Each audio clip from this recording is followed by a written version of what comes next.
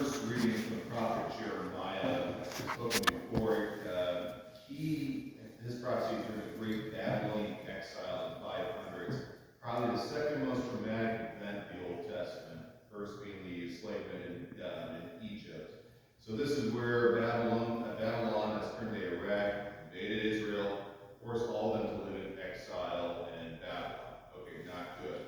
Jeremiah the prophet is living in Babylon in the exile. He is talking to them right now. He is trying to get them back on the right path. And he has this pointed reminder. Yes, it's a foreign king that got in here, but here's how you should think about it. How did your values get off track in such a way that made you vulnerable to this possibility? How did you allow yourself to be even put into this position? With that in mind, look at Jeremiah's strong words today. Cursed is the man. In other words, this guy is not going to feel good things in life who trusts in human beings, who sees his strength in flesh, whose heart turns away from the Lord. Because when described, he's like a barren bush in the desert, no fruit or leaves on it, that enjoys no change of season, stands in a lot of ways a solid and empty earth.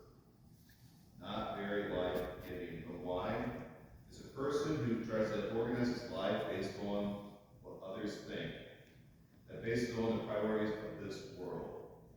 Okay, what's the opposite possibility? Jeremiah continues. Blessed is a man who trusts in the Lord, who allow God to set that agenda, whose hope is in the Lord. He's like a tree planted beside water, stretches out its fruit in the stream. And a great sign here, it fears not the heat when it comes. A great reminder, this life will always have heat thrown our way, but it doesn't fear it because its leaf stays green. Years of drought shows no distress. Jeremiah boils down the situation to this. We set the agenda for our life. Is it our Lord's will? Or something else convincing us that this is what we should be concerned with? Jeremiah says, be weary of the Lent. This point in Lent, let's take time to reflect on ourselves when it comes down to that fundamental decision, a fundamental choice. What is truly pulling at our minds and hearts right now? When Jeremiah is warning, where does that lead?